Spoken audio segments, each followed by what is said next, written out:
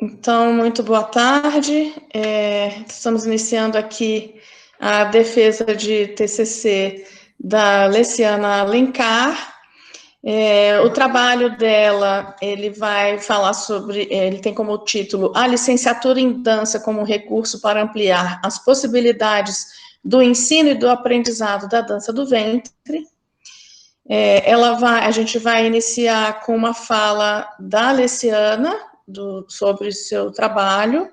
Ela tem em torno de 20 minutos para falar. Ela tem vídeos também para mostrar, né? E aí para que a gente aprecie o trabalho que ela desenvolveu.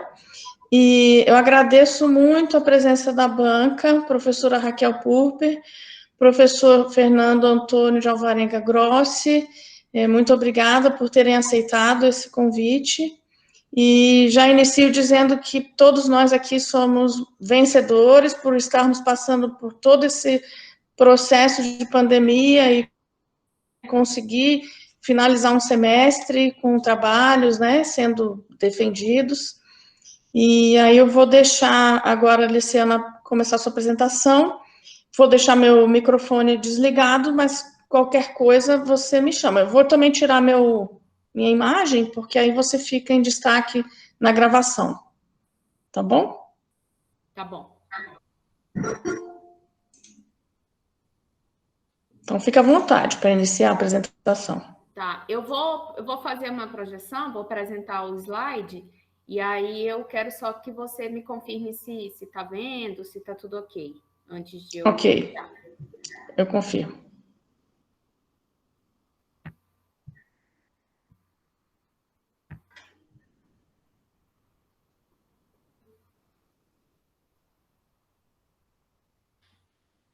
Tá aparecendo. Ah, tá bom, obrigada. Só que não tá no modo... Tá em modo de... Ah, não, tá em modo apresentação, sim. É que tá aparecendo a tela inteira. Tá, eu acho que dá para ficar maior.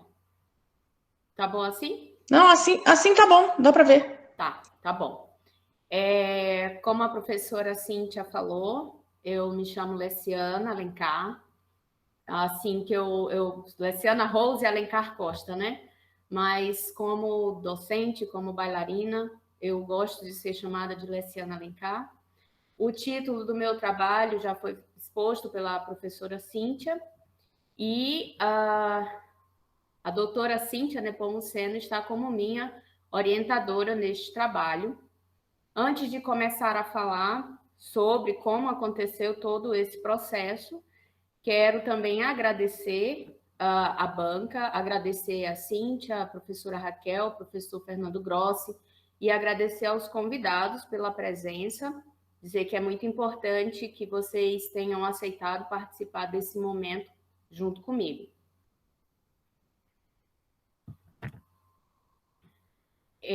Para eu poder explicar mais ou menos como aconteceu todo esse processo, apesar de eu saber que os professores já leram o meu trabalho, mas considerando que algumas coisas eu não coloquei no trabalho e outras pessoas que estão presentes nesse momento agora talvez não saibam de todo o processo, de como ele aconteceu, tem alguns pontos que eu gostaria de colocar.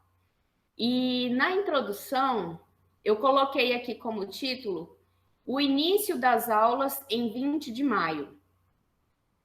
Dia 20 de maio de 2020 foi o dia que eu dei a primeira aula desse processo, desse trabalho, mas até chegar o dia 20 de maio, eu passei por alguns conflitos, alguns planos que eu tive que desmanchar e começar novamente, né? Começar do zero, não do zero no sentido do meu conhecimento, mas no zero no sentido de voltar a rebobinar os meus planos e recomeçar por um outro caminho. Eu comecei essa ideia de trabalhar a dança do ventre, de pesquisar a dança do ventre, de escrever sobre a dança do ventre. Ano passado, ainda no meio do ano passado, a minha intenção era que todas essas aulas fossem presenciais, Então, ainda esse ano, eu comecei as aulas lá no Instituto Federal. Eu dei a primeira aula em março, e aí, na semana seguinte, né, instaurou-se essa situação que a gente está vivendo hoje, da questão da suspensão das aulas como um todo.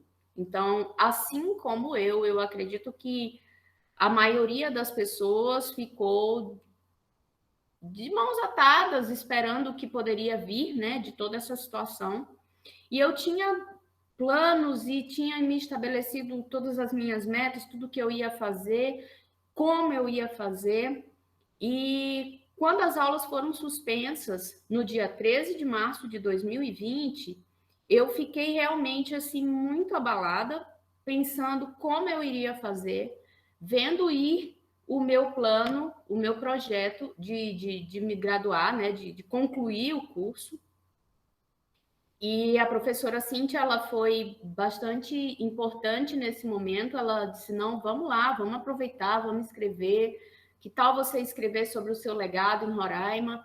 E eu, no momento, achei interessante, mas sabe, eu acho que eu não sei se são todas as profissões, mas eu, como artista, eu, como bailarina, eu preciso de uma motivação que me dê vontade de agir, de fazer. E naquele momento, assim, eu não quis. Eu disse, não, eu vou aguardar, vamos ver o que vai acontecer. E aí, no dia, um mês após o encerramento das aulas, eu iniciei um curso de marketing digital. E foi esse curso de marketing digital, ele veio como uma luz para mim no momento que eu estava vivendo, no sentido de, olha, dá para fazer a pesquisa, dá para você dar suas aulas. Você só precisa entender como funcionam as plataformas, porque rede social, eu acho que a maioria que tem, assim como eu tenho também, rede social, tem o Instagram, tem o Facebook. Mas entre ter e saber usar como uma ferramenta de trabalho, existe uma distância. Então, eu comecei a pesquisar e a entender como elas funcionavam, de que forma eu iria convencer as pessoas a vir fazer a minha aula de dança, a vir passar 1 hora do dia delas comigo ali dentro daquela rede social, sendo que eu percebi que no mesmo período várias outras pessoas da dança também estavam ali naquele lugar, fazendo lives, tentando de alguma forma sobreviver ao que estava acontecendo.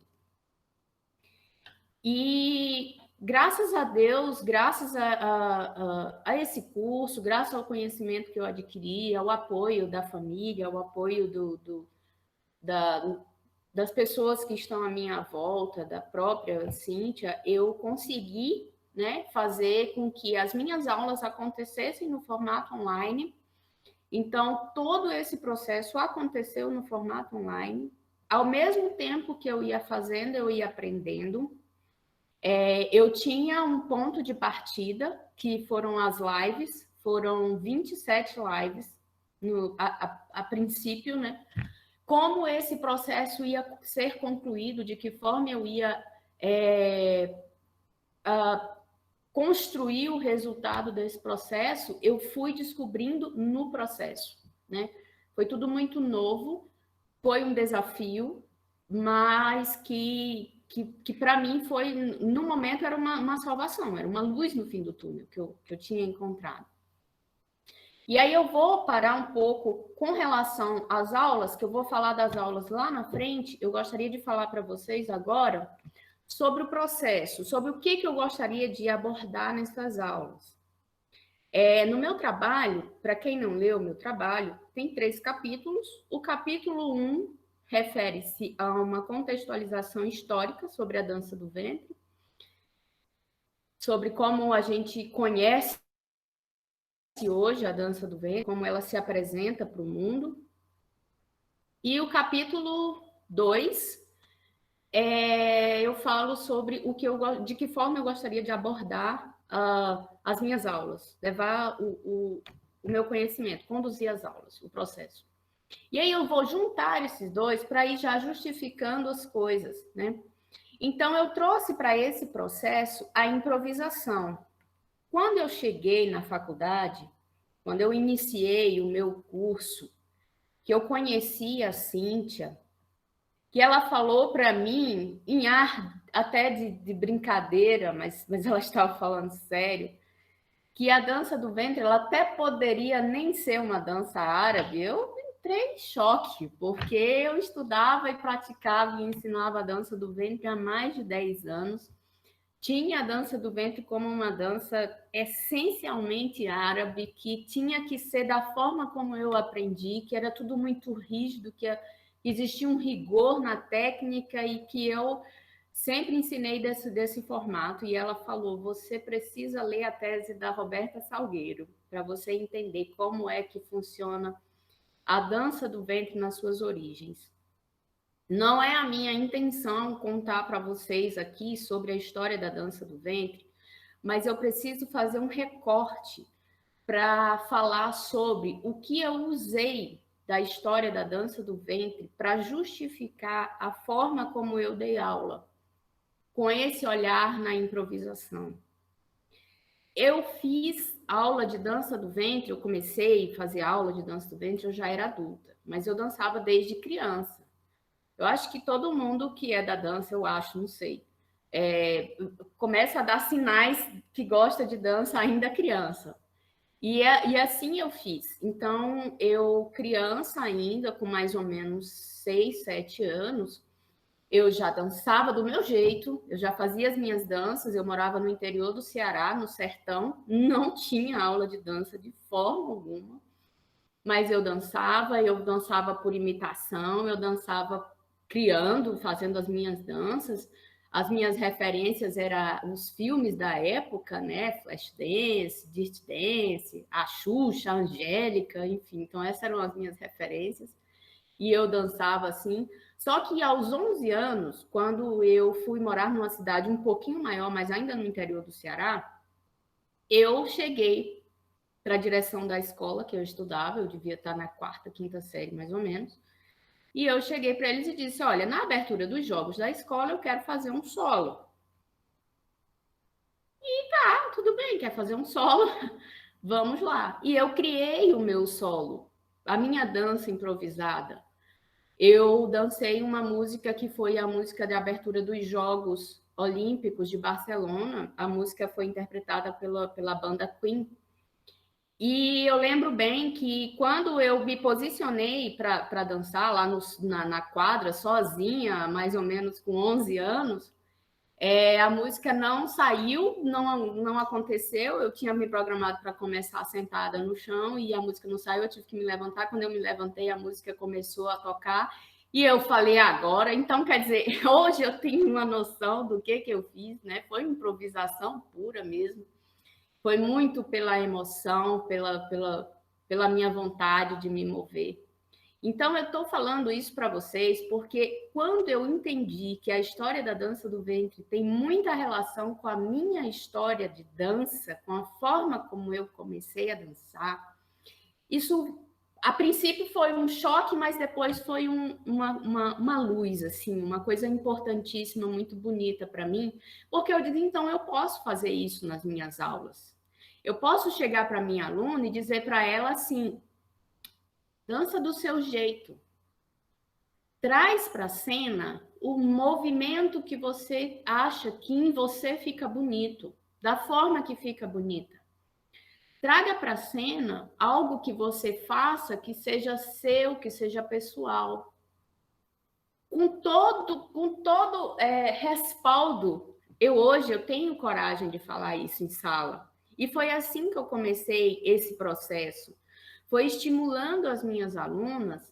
Antes de eu ensinar um passo técnico para elas, eu falei: vamos dançar do jeito de vocês. Depois eu apresento para vocês a técnica da dança do ventre, até porque eu sei que é isso que vocês querem, é por isso que vocês estão aqui. Vocês querem entender como funciona os passos da dança do ventre, né? E aí eu coloquei dentro desse meu trabalho a coreografia. A coreografia é um amor para mim, é uma paixão, mas não para dançar, e sim para compor. Eu amo o processo coreográfico. Eu adoro estar construindo uma coreografia e transmitir ela. E eu tenho até dificuldade de dançar a coreografia por esse meu lado de improvisação que é muito forte em mim, mas a questão da coreografia, de ensinar, de produzir, é algo que me interessa muito, e foi assim que eu aprendi a dança do ventre. Foi assim que eu vi em vários workshops, até com bailarinos egípcios, nos meus estudos na dança do ventre, antes da faculdade, e vejo até hoje isso acontecer, que a dança do ventre, apesar de ser algo novo, essa questão da dança do ventre estruturada para palco, para grupo, para apresentações coreografadas, ser algo novo, aqui no Brasil começou essa tendência, né, da coreografia, da dança do ventre coreografada a partir da década de 70. Então, a coreografia é algo que me dá prazer e que era o que eu já fazia lá antes da licenciatura. Todas as minhas turmas lá na escola que eu tinha, final do ano dançava uma coreografia, apresentava uma coreografia, era isso que elas queriam, e era assim, dessa forma que eu gostava de dar aula, que eu sabia dar aula, né? Era fazendo coreografia, porque foi assim que eu aprendi. E quando eu comecei a estudar sobre a dança do ventre, as origens da dança do ventre, quando eu vi que a dança do ventre, na sua origem, na sua essência, ela não tem esse rigor da coreografia, do passo técnico que tem que ser executado daquela forma, eu fiquei, e agora? O que eu vou fazer para justificar, dentro do meu processo, a coreografia? O uso da coreografia como um modo de ensinar, como um meio de ensinar. Foi quando eu encontrei no texto da professora Elisa Teixeira, que é a Elisa da faculdade, aonde ela diz que só se aprende a técnica quando você esquece a técnica. Eu achei isso incrível. Então, assim, se eu quero uma dança permeada por passos da dança do ventre, por qualidade da técnica da dança do ventre, primeiro eu preciso aprender como ele acontece. Porque existe uma diferença entre o mover circular de um quadril na dança lá na hula, na dança havaiana, e existe o rebolar, o mover de quadril em Salvador, aqui no Brasil, em Salvador, né, no axé. E como é que é a diferença da hula para o axé para a dança do ventre? Qual é a diferença visual e corporal desse rebolar? Então, aí é onde eu entro com as minhas alunas com a técnica. Falei para elas, se vocês querem aprender a dança do ventre, se vocês querem uma dança permeada por movimentos da dança do ventre, nós temos que aprender a técnica. E aí, a fala da Elisa veio confirmar aquilo que eu gostaria de fazer, só que eu não tinha palavras para justificar como fazer e por que fazer. E aí, quando ela fala que para eu poder aprender uma técnica, eu preciso esquecer como ela acontece, eu entendi assim, que eu só poderia fazer um passo técnico da dança do ventre de forma orgânica e natural, a partir do momento que eu começar a me mover, eu começar a dançar, aquele passo aparecer, sem que eu exatamente fique pensando, agora eu vou levar o meu peito para trás, contrair o abdômen, relaxar, desencaixar o quadril para fazer um camelo, uma ondulação, entende? Então, aí eu vi que a improvisação e a coreografia tinham que estar dentro desse meu processo de ensino e aprendizado. E o que a licenciatura trouxe de mais evidente? Seria injusto eu dizer que foi só a consciência corporal e o olhar contemporâneo, porque dentro da coreografia e dentro da improvisação, eu aprendi muito na licenciatura como lidar com esses dois aspectos que eu já lidava. Então, alguns elementos, algumas coisas eu trouxe, organizei de uma melhor forma após o conhecimento na licenciatura. E a consciência, eu coloquei aqui separado a consciência corporal e o olhar contemporâneo, porque eles foram, assim, um start. Eles apareceram na minha aula, no meu ensino, de uma forma mais evidente, Porque, para mim, consciência corporal, antes da licenciatura, era eu saber que meu coração estava pulsando, que as minhas veias estavam levando e trazendo, enfim, né? Quero nem entrar na fala técnica para não falar besteira. Mas, assim, consciência corporal era saber que meu organismo, meu cérebro estavam fazendo sinapses e eu estava viva, respirando. Então, pronto, estou consciente de que o meu corpo está funcionando. Pronto, isso para mim era consciência corporal, falando de forma bem, bem grosseira. E Klaus Viana, eu fazendo as minhas pesquisas para poder entender de que forma eu iria usar a consciência corporal, ele fala que antes de ensinar uma técnica de dança para alguém, é importante que a pessoa saiba sobre o corpo dela. Por exemplo, eu preciso falar para minha aluna, eu preciso explicar para ela ou levar a atenção dela para o peso dela. Quando eu for ensinar, por exemplo, um movimento de torção, que eu preciso dizer, olha, para você fazer esse movimento, você observe se o peso do seu corpo está na ponta dos dedos, está na lateral do pé ou se está no calcanhar. Eu até sei aonde está, mas eu preciso que ela descubra onde está para ela perceber partes específicas do corpo dela, para que ela não aprenda o passo só pela repetição, mas sim pela consciência de que forma ela precisa mover o corpo dela, o que ela precisa acionar, relaxar, contrair, para poder ela entender e aprender um passo, absorver um passo. Então, a consciência corporal, ela permeou todos os processos. Ela entrou na improvisação, ela entrou no alongamento, ela entrou no olhar contemporâneo, na coreografia, na minha fala, quando eu usei algumas palavras que eu ouvi até da professora Raquel sobre leve a sua respiração para um ponto específico do seu corpo, né? Então, eu usei a consciência corporal dentro de todo o processo, mas lá no comecinho das aulas, quando eu comecei a usar esses termos, foi justamente pensando em preparar essa pessoa, essas alunas, para esse aprendizado, para que elas já tomem costume de perceber o próprio corpo, de saber quando elas pisam no chão, qual a parte do pé que está maior em contato com o chão, qual está em menos contato com o chão, quando ela respira, o que acontece, se as costelas se expandem, se elas se contraem, se existe alguma parte no corpo, após um alongamento, que eu não falei, que eu não abordei, e que ela ainda precisa mover para ela ter essa atenção. E, principalmente, que eu estava dando aula sem ver as pessoas, assim como eu estou aqui apresentando esse trabalho. Eu sei que vocês estão aí, mas não estou vendo ninguém. Então, eu precisava ser muito detalhista na minha fala, para quem estava lá do outro lado, que eu não sabia quem era, como e como estava fazendo, para que ela entendesse bem qual era o comando que eu estava passando, apesar de eu falar e fazer, né? E o olhar contemporâneo.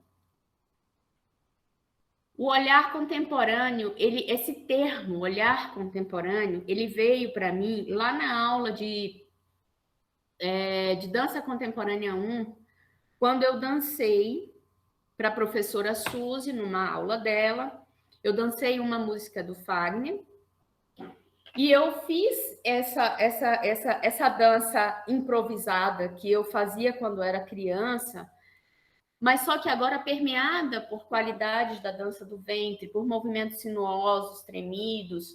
E aí, uma hora eu corria, me jogava no chão, em outro momento eu estava ali numa pequena dança, trabalhando um movimento minucioso de quadril. E ela falou para mim, se a gente se aprofundar mais, a gente vai ter mais esse olhar contemporâneo que você trouxe nessa sua apresentação. E eu comecei a despertar para o contemporâneo. E foi nas aulas de Dança Contemporânea 2, com a professora Raquel, que eu comecei a ver a dança contemporânea como algo que eu posso me apropriar e usar nas minhas aulas. Porque não é no meu conceito. A dança contemporânea, ela não fica lá no lugar dela e a dança do ventre aqui.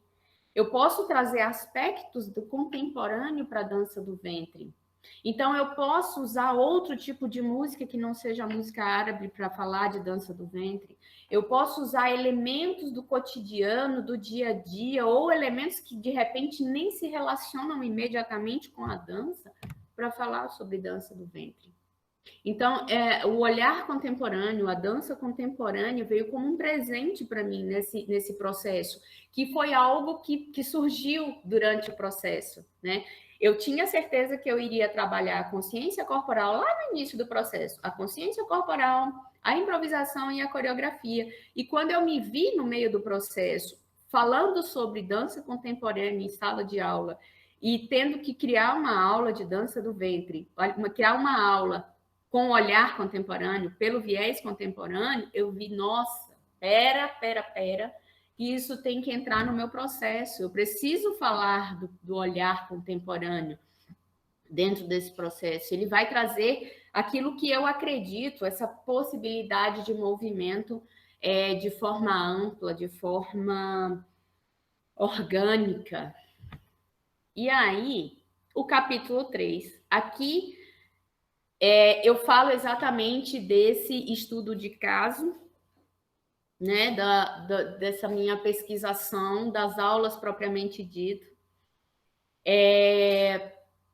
Quando eu iniciei as lives, quando eu comecei o processo, lá no começo do ano, até mesmo no final do ano passado, eu falava muito e pensava muito que eu queria pesquisar a singularidade das alunas, das pessoas que eu pudesse ensinar a dança do ventre, porque eu gostaria muito que as pessoas que eu apresentasse a dança do ventre, que elas não fossem cópias do meu trabalho ou cópias da minha dança. Eu gostaria de ver nelas uma dança própria, uma dança que fosse a dança delas, e não eu, vamos dizer que espelhada na dança delas, ou a minha dança nelas.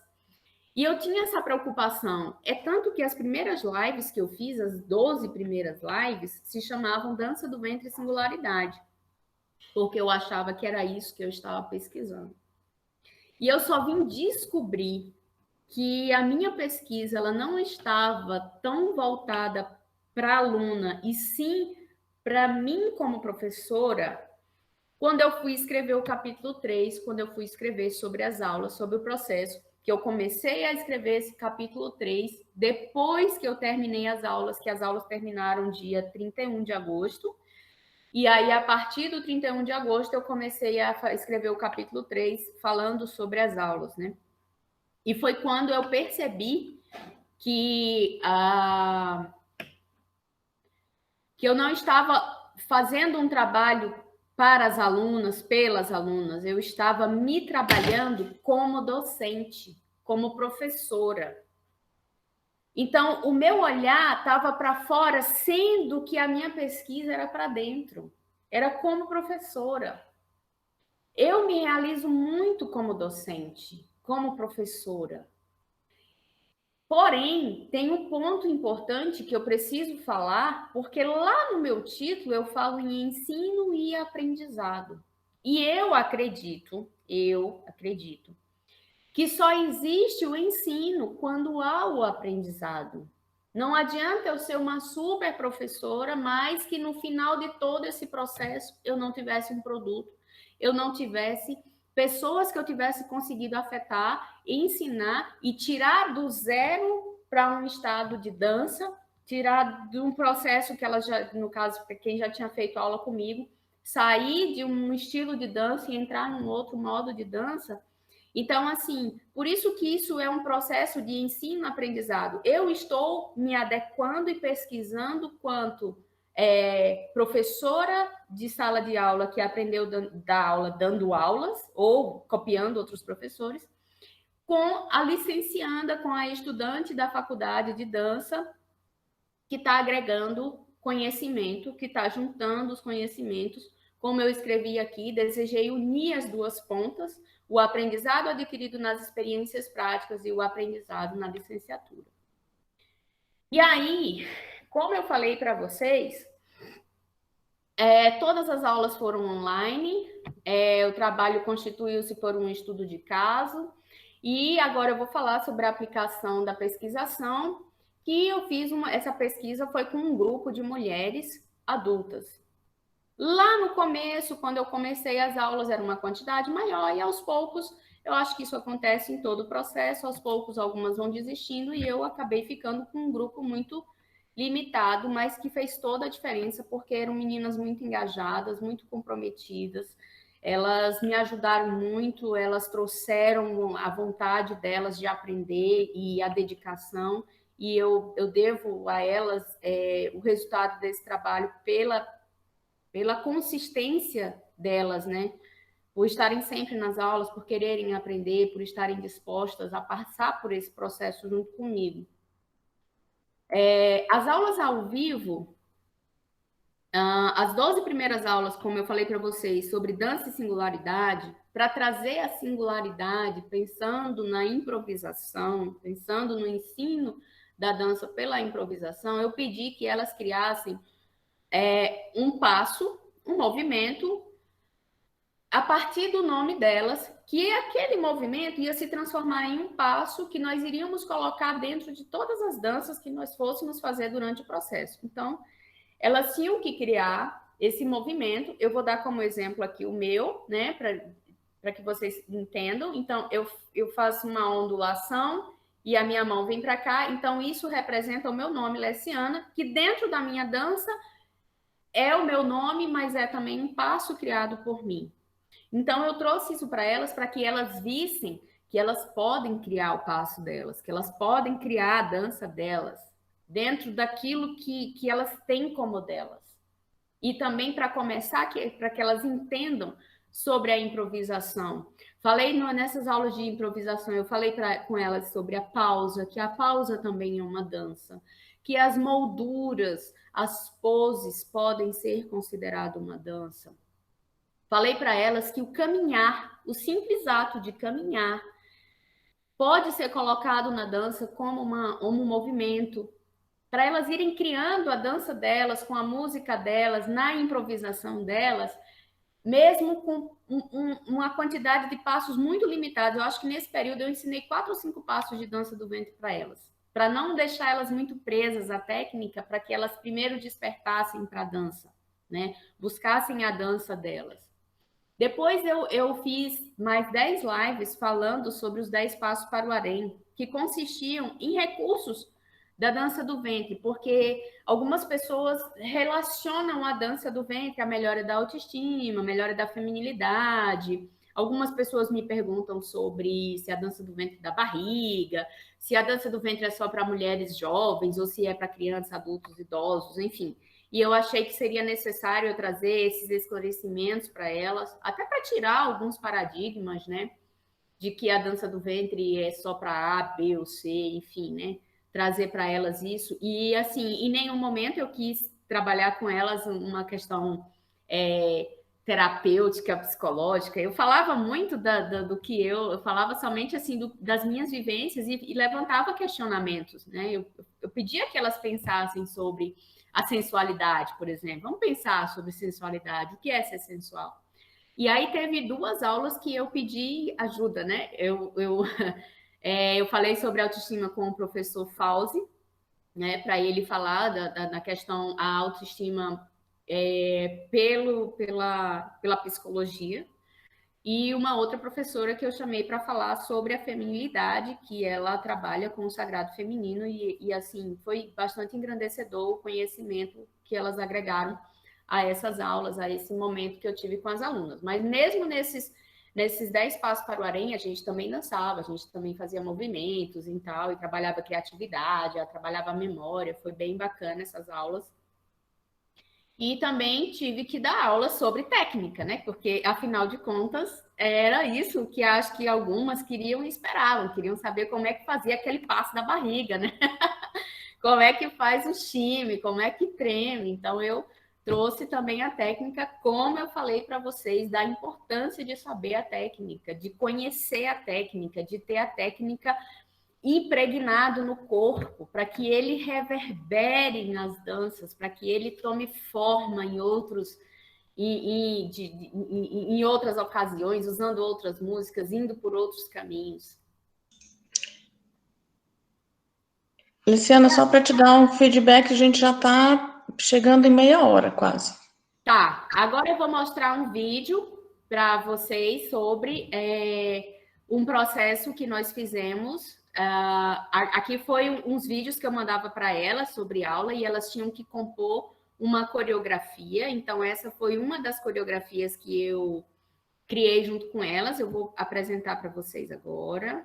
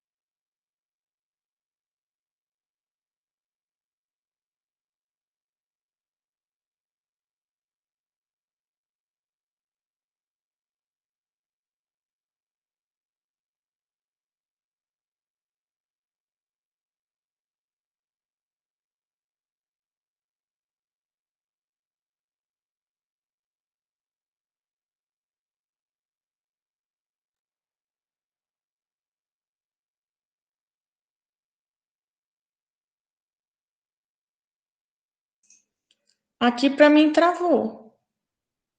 Travou para vocês também? Sim, Cíntia, travou. Deve ter pesado a exibição do vídeo.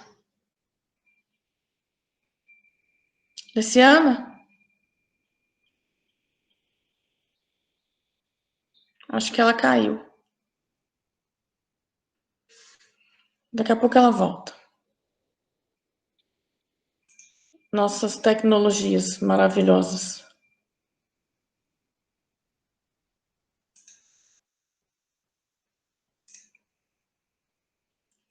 A minha internet anda tão ruim que eu achei que era aqui, que estava tudo travado.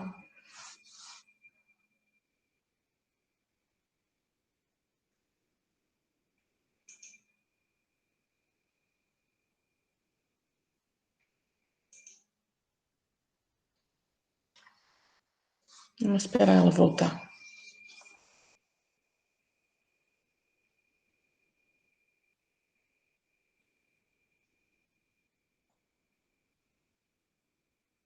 Os vídeos dela estão no YouTube. Qualquer coisa, se não der para ela mostrar agora, ela deixa os links para quem tiver interesse.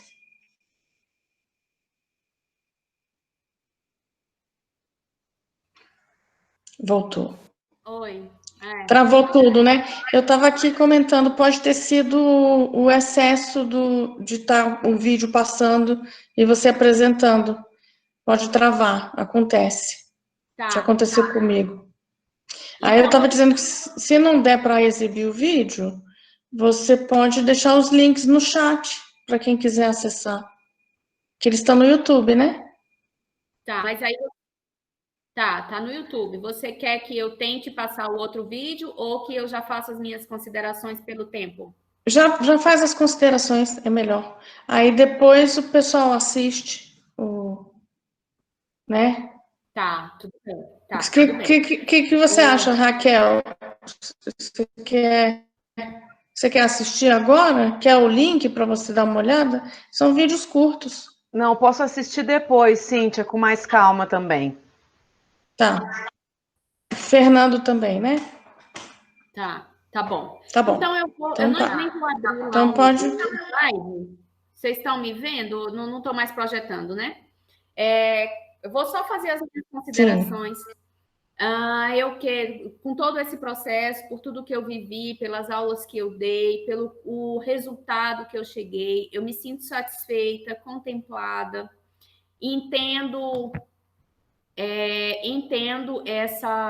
essa esse ciclo, né, que se fechou, mas que me permite ainda continuar fazendo as minhas pesquisas, que é o meu anseio, que é o meu desejo, que é continuar como pesquisadora, como estudante, e se Deus quiser chegar a um mestrado, chegar a um doutorado, fazendo pesquisas em dança, eu me sinto contemplada, realizada, acredito que o processo foi doloroso, mas que eu consegui atingir os meus objetivos de levar um ensino de dança do ventre que fosse libertador, que fosse de forma seguindo o que manda o figurino, né, pelas técnicas, pelas regras dos passos da dança do ventre, mas também trazendo essas possibilidades do olhar contemporâneo e das possibilidades da improvisação, que cada uma, né, que participou desse grupo, que pode fazer uso dele da melhor forma possível.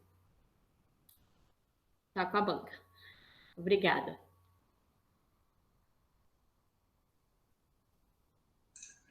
Obrigada, Leciana. Então, vou passar a palavra para a professora Raquel, né? E em seguida para o professor Fernando, a gente vai ver como é que ele vai participar, né? Se vai dar para ele falar. Então, Raquel, fica à vontade. Ai, gente! Aí, Raquel, você estabelece como é que você quer fazer, como é que você quer que ela responda. Vocês conversem aí à vontade. Tá bom, porque eu mal conheço Leciana, né? Então a gente nunca quase conversa. Ô, gente, primeiramente agradecer muito o convite, tá? Leciana e Cíntia. Para mim é um prazer estar aqui. Eu realmente acompanhei, né, a trajetória da Leciana, embora eu esteja há somente 3 anos no IFB, mas eu tive o prazer de ser professora da Leciana em algumas tantas componentes. Então, me emociona demais quando ela fala dos processos dela, porque eu realmente pude estar perto, né, ao ver ela se deparando, né, com os novos conhecimentos e fazendo as suas próprias associações, tanto como artista quanto docente. Eu pude participar de alguns processos nos quais eu realmente vi ela, meu Deus, né, e isso está acontecendo de uma forma diferente e se deixando atravessar, né, por tanta coisa que aconteceu nessa licenciatura. Primeiro, Leciana, eu queria te parabenizar muito pela apresentação, tá? Foi muito emocionante, você falou muito bem, eu fiquei bem emocionada, ainda bem que estava com a câmera fechada.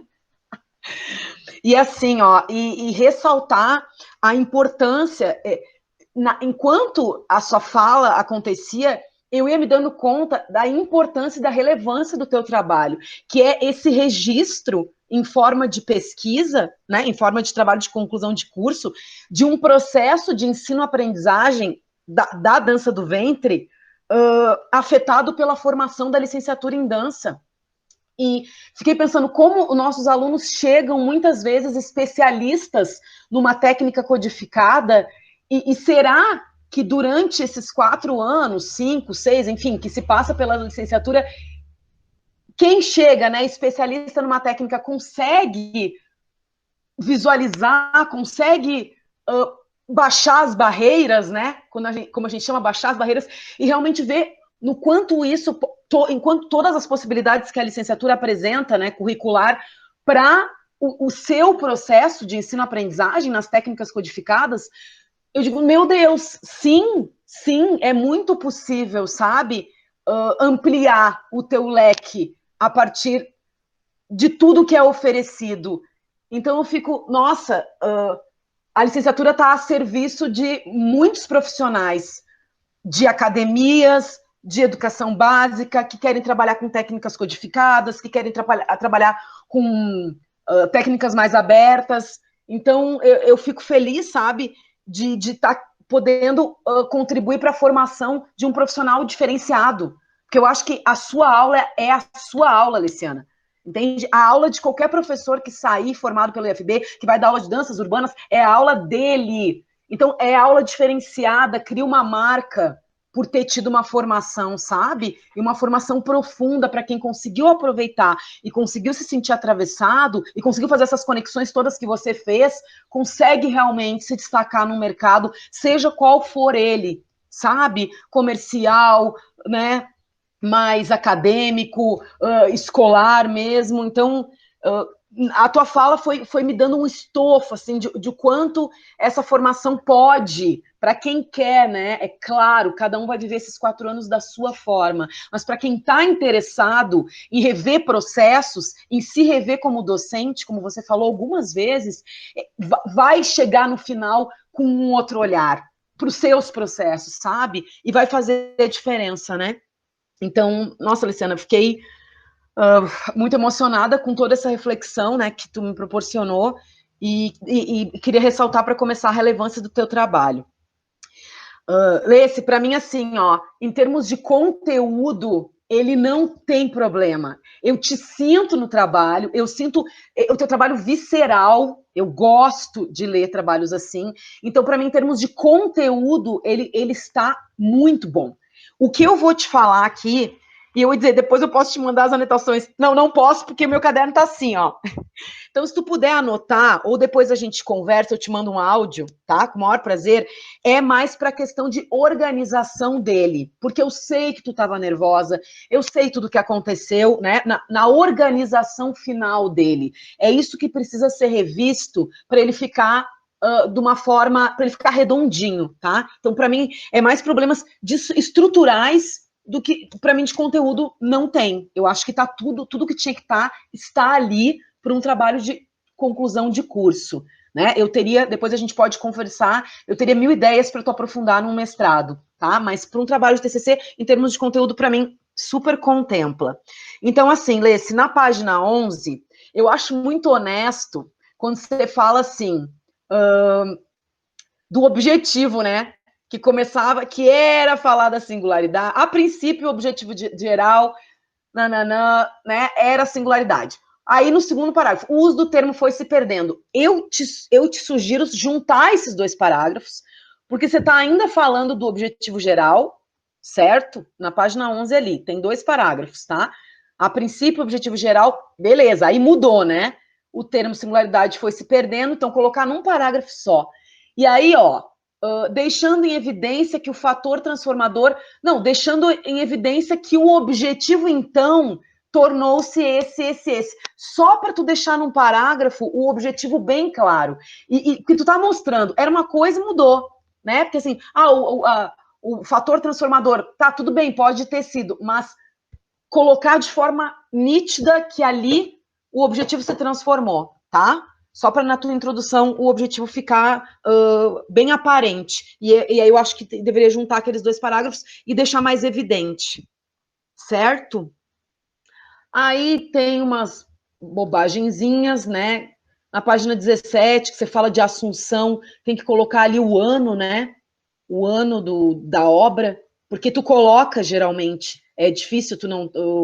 Aqui, ó, depois eu vi, ó, é 2018, só na página 17 tem que colocar entre parênteses ali Assunção 2000, agora que eu vi lá na outra citação, que é 2018, que é uma coisa, enfim, tu tá fazendo, né? Lê-se, na 19, eu acho que o último parágrafo é metodologia, viu? Mesmo que tu fale, até aqui foi apresentado um breve contexto, papapá. Porém, existem outras informações. Eu acho que ali é metodologia. Eu acho que não precisa colocar nesse primeiro capítulo. O primeiro capítulo está muito fechadinho com a história das nuvens, sabe? Ali tu já dá um salto para metodologia. Não precisa. Eu não sei se já não tem aquelas informações na metodologia. Último parágrafo ali da 19, tá? Se já tiver, eu sugiro que tu tire. Se não tiver, joga ele lá para a metodologia. Ficou muito perdido. Ele não precisa ficar ali, tá? É nisso, compromete a estrutura e não precisa, sabe? É só mudar de lugar. Leciana, então, as citações que são retiradas do texto, elas estão com a letra igual a do texto. Tem que diminuir. Então, assim, eu te sugiro só uma revisão, pedir para alguém revisar. Agora tu vai ter calma para fazer. Agora tu pode respirar e fazer. Uma revisão de normas de ABNT, tá? Porque a citação, ela foi ótimo para ler, né? Que não precisa ficar aumentando. Mas elas são um pouquinho menor, né? Então, só tem que dar uma olhada nas normas em gerais, né? Das normas gerais, e também um pouquinho de uns espaçamentos, pontuação, mas isso tu pode fazer com calma, pedir para alguém te ajudar, tranquilamente. Como eu te falei, é só estrutural. E daí, Leci, já estou também quase encaminhando para o final, quando no segundo capítulo, sempre no finalzinho, por exemplo, na 22, tá? Você fala um pouquinho, você tenta já fazer uma relação com o que aconteceu no capítulo 3. E eu acho que não precisa, entendeu? Eu acho que não precisa. Cada vez, cadê a 22, meu Deus do céu? O tarará. Vê se você consegue me entender. Ó, ali. Foi pensando nessa resposta antes do 2.3. Motor aberto e criativa intuitiva que a improvisação entrou como forma de ensino durante essa pesquisação desse projeto, a qual será apresentada posteriormente. A qual será apresentada no capítulo 3. Tu falou da história do nome lá no 3. Então eu vejo que tu tenta fazer uma relação já com o que tu vai apresentar no 3 e não precisa, Leciana. Tipo, corta, já coloca, eu vou apresentar isso no próximo. Isso tu faz algumas vezes. Ali na 22, quando tu fala do nome, né, da criação do nome, não precisa, eu acho que tá lá já. Então, assim, ou passa para lá, ou corta dali, porque eu acho que tu já fala bem falado. Na 23 também, foi disponível, deixa eu ver que eu tô tentando acompanhar aqui junto e te falando junto. Na 23, onde é que tá? Ah, que tu fala, foi disponibilizada às alunas a música percussiva Amersdrum. Não. Isso tá já lá no capítulo, entendeu? Isso já, você fala. Então, corta dali. Não precisa fazer uma forçação de já ter que dizer, ó, seguinte, isso aqui relaciona com... Não, eu vou ver depois. Se tu sentir necessidade, tu pode botar o qual será apresentado no próximo capítulo. Se quiser, se achar que precisa botar esse link. Senão, eu já entendi que vai ser depois. Porque eu ia até te sugerir que mudasse a ordem, sabe? Que botasse a metodologia para antes e depois esse capítulo. Mas eu vi, não precisa. Tá no lugar certo. Eu gosto da metodologia no final, do estofo do trabalho, né? De toda a parte prática estar no fim. É ótimo. Então não precisa antecipar, porque lê, se a gente fica perdido. É mais por isso. Quando você tenta relacionar, eu fico, opa, mas ela tá me dando uns estalos, assim, aconteceu isso, tá, mas eu vou ler lá no terceiro, direitinho o que aconteceu. Então, não precisa fazer esse link já no segundo. Deixa o segundo para esse panorama que você deu. Ah, é a consciência corporal? É a improvisação? É o olhar contemporâneo? Deixa o segundo com esse panorama. Os links são feitos depois. Aí também, na 26 também. Ah, umas torções, nananã. Aí eu vi, já tá na 36. O que tu escreveu na 26 sobre a experiência já está lá na 36, então pode tirar.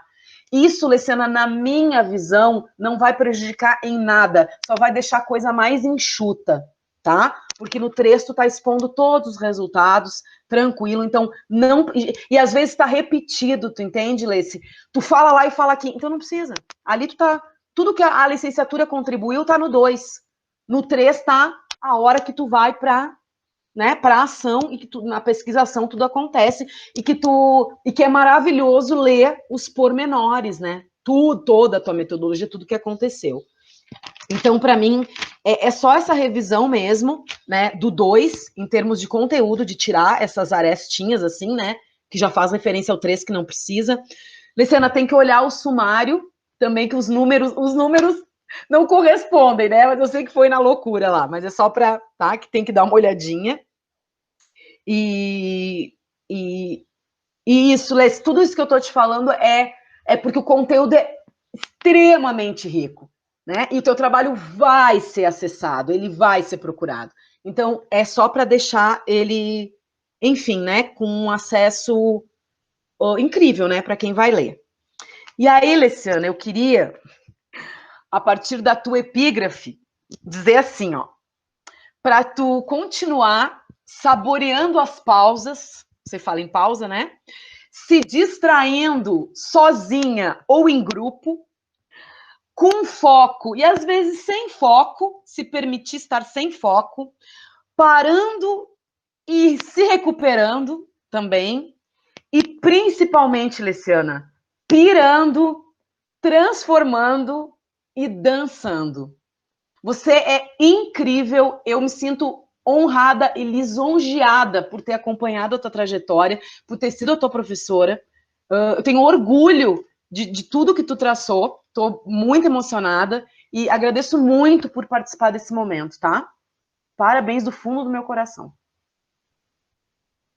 Muito obrigada, Raquel. A gente chegou juntas lá no IFB, né? A gente era caloura do mesmo semestre. Eu tenho muito orgulho de ter sido sua aluna várias vezes. E você é um poço profundo de criatividade, de inovação e de entusiasmo. Agradeço demais. Muito obrigada, Raquel, pela fala. Muito obrigada. Que lindo! O Fernando está escrevendo no chat as considerações dele, então eu vou ler, que tem que ficar registrado, né?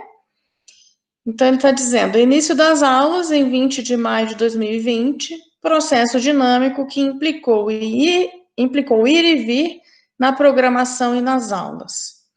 Domínio de técnicas da web, um estudo que busca a melhor solução técnica, sem ter ainda a clareza de que problemas se apresentariam.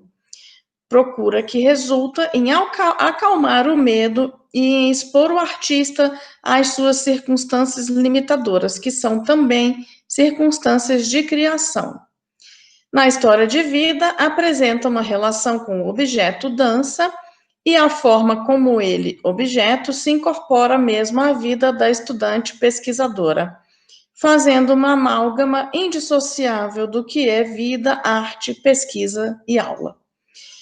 É uma dupla descoberta, a do professor que se descobre ao ensinar e a do professor que aprende ensinando, relação que se alimenta da curiosidade dos envolvidos até a não descoberta. Ensinar e aprender são processos contínuos. E seu resultado final é um modelo em transição para um novo estágio, um novo modelo, uma nova época, um novo aluno. Apresenta para nós a escola como local de formação do artista, ensinando a se disciplinar no movimento, a estabelecer objetivos, metas e habilidades, etc., dentro de técnicas estabelecidas como necessárias ao aprendizado das disciplinas, a exemplo da consciência corporal. Mostra ao longo do trabalho a capacidade do professor em recolher informações de várias áreas para compor um conjunto organizado de dados que resultarão em uma aula ou técnica. É o olhar do pesquisador que não deixa de perscrutar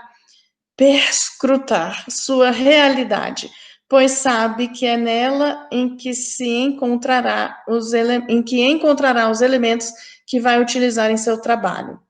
Metodologia. Pesquisação.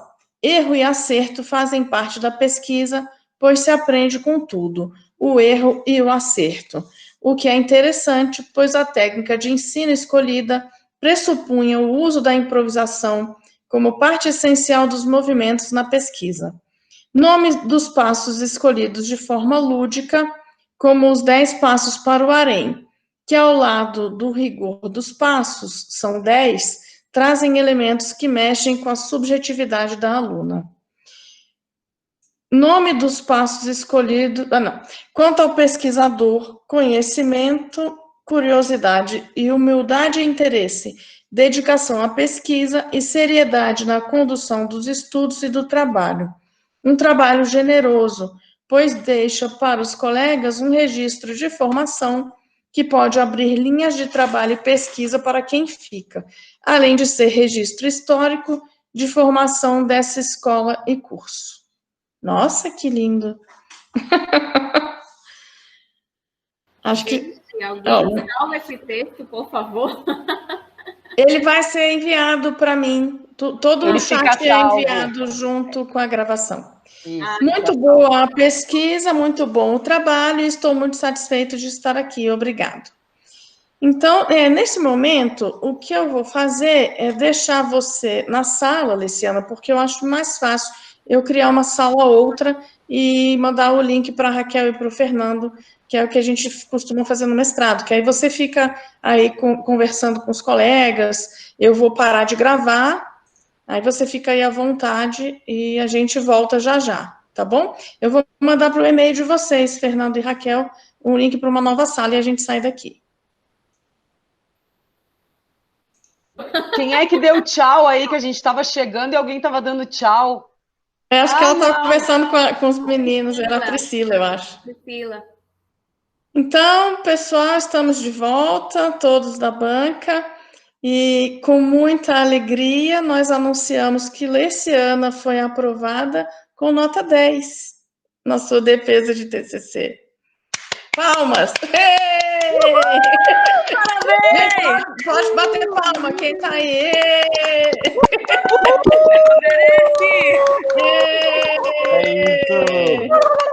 Muito bem! Fernando está batendo palmas por escrito no chat. É a Glória! Parabéns! Linda, parabéns. Obrigada, muito obrigada. Ai, meu Deus. Pode falar agora alguma coisa? Não, eu quero só agradecer por todo mundo, né? A Deus, principalmente, porque eu acho que assim, só quem convive comigo mesmo e Deus sabemos o valor desse curso, desse trabalho para mim. Então, assim, obrigada, muito obrigada mesmo. Que bom que valeu 10, né? Apesar de que quando eu estava escrevendo, eu falei, esse trabalho é para mim, então se ele valer para os professores, sei lá, 6, 7, 8, para mim ele vale 10. Para mim, sabe? Pela conquista, pelos momentos, pelas dificuldades que eu tive, pelas decisões que eu tive que tomar, de levar minha filha com 1 mês de idade para a faculdade, para não desistir. E algumas pessoas dizerem para mim vir para casa, porque eu tinha que estar cuidando dela. Então, assim, um valor muito importante. Eu quero agradecer a participação e agradecer a colaboração daqui. Meu marido está aqui assistindo, né? Ele me apoiou, me ajudou, ele falou, não, você vai terminar, vai fazer sua faculdade. Então, assim, obrigada, pessoal. Olha aí a Helena. Olha o marido ali. É as crianças. Ah, que linda. Então, assim, eu só tenho a agradecer. Obrigada a todo mundo aí. E como orientadora, queria dizer que foi uma honra estar junto com você nesse processo e uma felicidade muito grande que me deu ver o seu estúdio retomar as atividades, né? Que eu falava da importância de você manter seu estúdio de Roraima, ele é universal, ele é global, ele não tem mais lugar, ele está na internet. Isso é maravilhoso. E te convidar para a gente publicar esse trabalho. Então, a gente fazer uma revisão com tudo que a Raquel apontou e a gente procurar algum periódico, né, da área de ensino, alguma coisa da dança mesmo, para a gente publicar, porque eu acho importante. Então, é um convite que eu te faço, e aí, bola para frente. Tá, amanhã de madrugada eu estou com horário, pode? Não tem pressa, isso é com tempo. A gente pode fazer isso, sabe quando? Ano que vem. Não é correndo, não. Pode ser para a Revista Eixo, o Fernando está falando. Seria incrível fazer para a Revista Eixo. Eu acho que eu tenho uma revista para indicar também, que está com publicação até janeiro de 2021. Esqueci o nome, mas acho que tem a ver com o tema. Depois eu mando para vocês. Tem a revista do IFG também, chamada Incomum. Ela tem inscrição, ela sempre está aberta. Não tem prazo, né? Ela é contínua. Eu estou até como editora lá. Não sei nem se eu posso, mas a gente vê isso.